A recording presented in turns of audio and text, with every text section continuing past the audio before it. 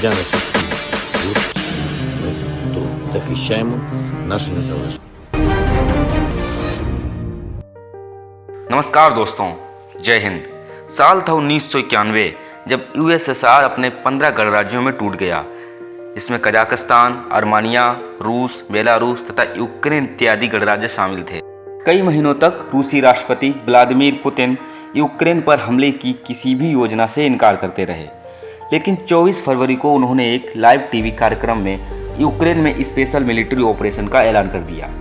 रूसी राष्ट्रपति के इस ऐलान के बाद यूक्रेन की राजधानी कीव समेत देश के अन्य हिस्सों में धमाकों की आवाजें सुनी गईं। आपको यह जानकर बड़ी हैरानी होगी कि यूक्रेन और रूस सैकड़ों वर्षों से सांस्कृतिक, भाषाई और पारिवारिक संबंध साझा करते रहे हैं। सोवियत संघ के हिस्से के रूप में यूक्रेन रूस के बाद दूसरा सबसे शक्तिशाली गणराज्य था और रणनीतिक, आर्थिक एवं सांस्कृतिक रूप से काफी महत्वपूर्ण था। इस युद्ध को समझने के लिए हमें यूक्रेन की भौगोलिक स्थिति और नेटो संगठन को समझना जरूरी होगा। यूक्रेन की सीमाएं उत्तर पूर्व और पूर्व में रूस, उत्तर पश्चिम में बेलारूस, पश्चिम में पोलैंड और स्लोवाकिया और दक्षिण पश्चिम में हंगरी और रोमानिया से लगती हैं। यूक्रेन तीन तरफ से लैंडलॉक्ड कंट्री है, जिसके दक्षिण में काला सागर है। 1991 में सोवियत संघ के पतन के बाद यूक्रेन आज़ाद हुआ था। उस दौरान करीब 3 करोड़ रूसी लोग अपने मूल देश से बाहर हो गए थे। यूक्रेन के पूर्वी हिस्से के लोगों का देश के प्रति गहरा असंतोष है। इसका फायदा रूस भी उठा रहा है। काला सागर क्षेत्र का अद्वितीय भूगोल रूस को कई भू राजनीतिक लाभ प्रदान करता है। काला सागर तक पहुंच सभी तटीय एवं पड़ोसी राज्यों के लिए महत्वपूर्ण है। काला सागर रसिया, जॉर्जिया, टर्की, बुल्गारिया और यूक्रेन से घिरा हुआ एक सागर है। रूस चाहता है कि मोल्डोवा को स्वतंत्र देश बना दिया जाए, जो कि यूक्रेन के दक्षिणी हिस्से में आता है, और नाटो के आर्टिकल 5 के अनुसार रसिया मोल्डोवा में अपनी सेनाएं भेजकर यूक्रेन को पूरी तरह लैंडलॉक कंट्री बना दे। यूक्रेन ने जब 2014 में अपने रूस समर्थक राष्ट्रपति को उनके पद से हटा दिया, तो उससे नाराज होकर रूस ने दक्षिणी यूक्रेन के क्राइमिया प्रायद्वीप को अपने कब्जे में ले लिया। ये सब कुछ वर्ष 2014 की यूक्रेनी क्रांति के बाद हुआ, जो दक्षिणी और पूर्वी यूक्रेन में व्यापक अशांति का हिस्सा था। पूर्वी यूक्रेन का डोनबास क्षेत्र वर्ष 2014 से रूसी समर्थक अलगाववादी आंदोलन का सामना कर रहा है, जहां पर यूक्रेन अलगाववादी रूस का समर्थन कर रहे हैं। यूक्रेन सरकार के अनुसार आंदोलन को रूसी सरकार द्वारा सक्रिय रूप से समर्थन दिया जाता है और रूसी अर्धसैनिक बल यूक्रेन सरकार के खिलाफ अलगाववादियों की संख्या 15 से 80% के बीच है। रूस और यूक्रेन के बीच 2 समझौते हुए। मिन्स्क 1। यूक्रेन और रूसी समर्थित अलगाववादियों ने सितंबर 2014 में बेलारूस की राजधानी में 12 सूत्रीय युद्ध विराम समझौते पर सहमति व्यक्त की थी। इसके प्रावधानों में कैदी का आदान प्रदान, मानवीय सहायता की डिलीवरी और भारी हथियारों की वापसी शामिल थी। दोनों पक्षों द्वारा उल्लंघन के बाद यह समझौता शीघ्र ही टूट गया। मिन्स्क 2। वर्ष 2015 में फ्रांस और जर्मनी की मध्यस्थता के तहत मिन्स्क 2 शांति समझौते पर हस्ताक्षर किए गए। इसे विद्रोही क्षेत्रों में लड़ाई को समाप्त करने और सीमा को यूक्रेन के राष्ट्रीय सैनिकों को सौंपने के लिए डिजाइन किया गया था। नेटो क्या है? वो कहते हैं ना दोस्तों कि भरोसा और प्यार हर किसी पर नहीं करते। यह बात बिल्कुल ठीक बैठती है यूक्रेन और नाटो के परिप्रेक्ष्य में। नाटो यानी नॉर्थ अटलांटिक ट्रीटी ऑर्गेनाइजेशन 1949 में बना एक सैन्य गठबंधन है, जिसमें शुरुआत में 12 देश थे, जिसमें अमेरिका, कनाडा, ब्रिटेन, फ्रांस इत्यादि देश शामिल थे। इस संगठन का मूल सिद्धांत यह है कि यदि किसी एक देश पर हमला होता है तो बाकी सभी देश उसकी मदद के लिए आगे आएंगे। इसका मूल मकसद दूसरे विश्व युद्ध के बाद रूस का यूरोप में विस्तार को रोकना था।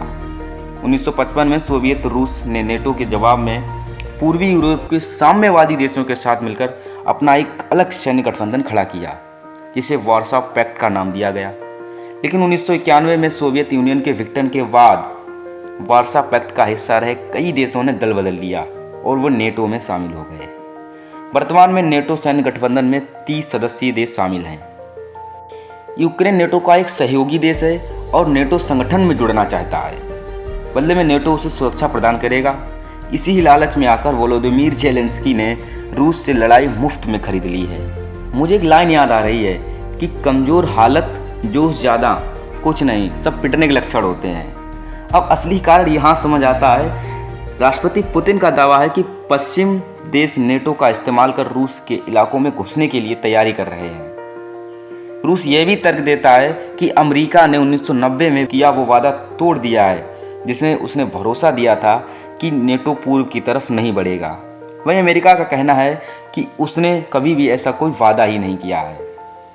दरअसल यूक्रेन की रूस के साथ 2200 किलोमीटर से ज़्यादा लंबी सीमा है। रूस का मानना है कि अगर यूक्रेन नाटो से जुड़ता है तो नाटो की सेनाएं यूक्रेन के बहाने रूसी सीमा तक पहुंच जाएंगी। यूक्रेन के नाटो से जुड़ने पर रूस की राजधानी मॉस्को की पश्चिमी देशों से दूरी महज 640 किलोमीटर रह जाएगी। वर्तमान में ये दूरी 1600 किलोमीटर है। रूस चाहता है कि यूक्रेन ये गारंटी दे कि वह कभी भी नाटो से नहीं जुड़ेगा। अमेरिका नाटो के जरिए रूस को चारों ओर से घेर रहा है। सोवियत संघ के टूटने के बाद 14 यूरोपीय देश नाटो में शामिल हो चुके हैं। अब वह यूक्रेन को भी नाटो में सम्मिलित करना चाहते हैं। रूस की नाटो से मांगे। नेटो को लेकर रूस की दो मांगे हैं। पहला कि यूक्रेन नेटो का सदस्य ना बने और दूसरा कि नेटो की सेना 1997 के पहले की तरह स्थिति में वापस लौट जाए। रूस नेटो गठबंधन से कह रहा है कि पूर्व में अब वो अपनी सेना का और विस्तार न करे और पूर्वी यूरोप में अपनी सैन्य गतिविधियां बंद कर दे। रूस की इन मांगों को मानने का मतलब होगा कि नेटो को पोलैंड और बाल्टिक देशों एस्टोनिया, लातविया और लिथुआनिया से अपनी सेनाएं वापस बुलानी होंगी। साथ ही पोलैंड और रोमानिया जैसे देशों में वो मिसाइलें भी नहीं तैनात कर पाएगा। अमेरिका का खेल। रूस और यूक्रेन युद्ध में सारा खेल अमेरिका का है। अमेरिका यूक्रेन को नेटो में लाना चाहता है।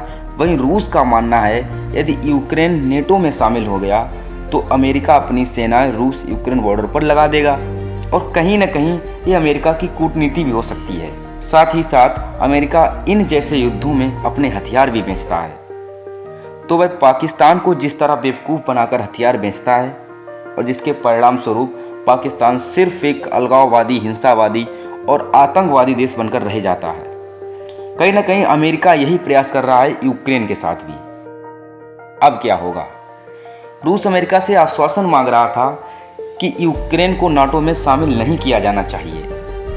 हालांकि अमेरिका ने ऐसा कुछ नहीं किया और कहा कि यूक्रेन एक स्वतंत्र और संप्रभु राष्ट्र है, वह अपने निर्णय खुद ले सकता है। अमेरिका के इस निर्णय ने दोनों देशों के मध्य युद्ध उत्पन्न कर दिया है, जिस कारण रूसी सैनिकों ने यूक्रेन पर हमला बोल दिया है और तीसरे विश्व युद्ध की आहटें जगा दी हैं।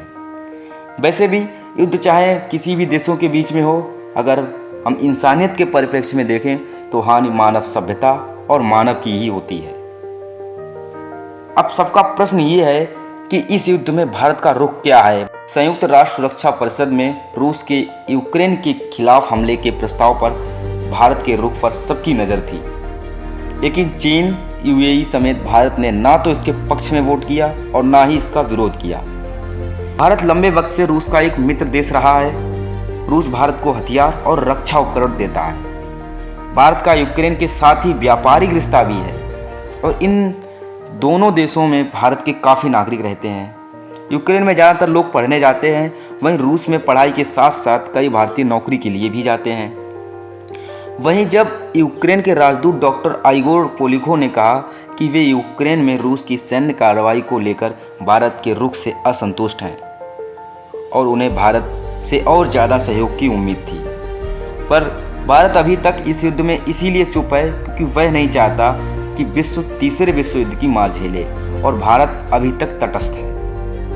हम भी यही चाहते हैं कि कहीं न कहीं जल्दी से जल्दी ये युद्ध समाप्त हो जाए और शांति समझौते पर हस्ताक्षर हो जाएं और विश्व में शांति कायम हो सके। हम आशा करते हैं कि आप रूस यूक्रेन संकट का कारण, इतिहास और कूटनीति समझ गए होंगे। इतिहास के पन्नों से जुड़े अहम मुद्दे व घटनाओं की जानकारी के लिए हमारे चैनल रिपब्लिक दीप सिटी को लाइक, कमेंट, शेयर, सब्सक्राइब जरूर करें। मिलते हैं अगले वीडियो में ऐसे ही किसी ऐतिहासिक, राजनीतिक, आर्थिक और धार्मिक मुद्दे को उजागर करने के लिए।